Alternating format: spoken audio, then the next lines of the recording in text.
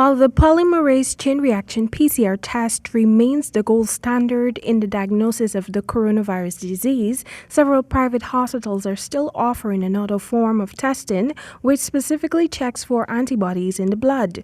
The antibody tests, though not recommended for diagnostic purposes by the Ministry of Health, has not been prohibited despite its inaccuracies. Instead, it can be used for screening persons suspected to have the virus.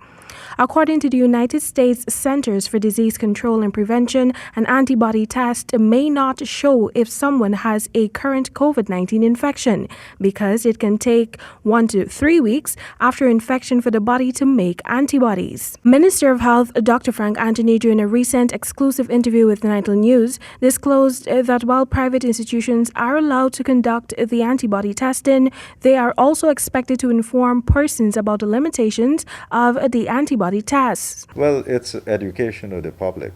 So they can conduct they're allowed to do antibody testing, but they have to explain to the people whether this test is effective or not. We are saying that the ones to diagnose COVID is a PCR test, and that remains the gold standard. It's public education. The public must know what they're getting. And they must, if they don't think that is what,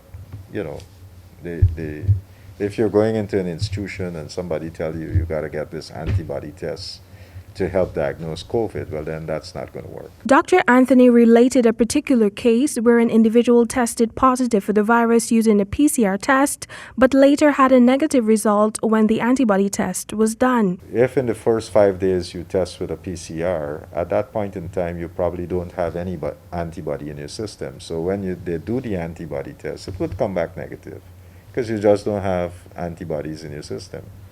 Or if whatever you have might be at such low levels that it's not detectable.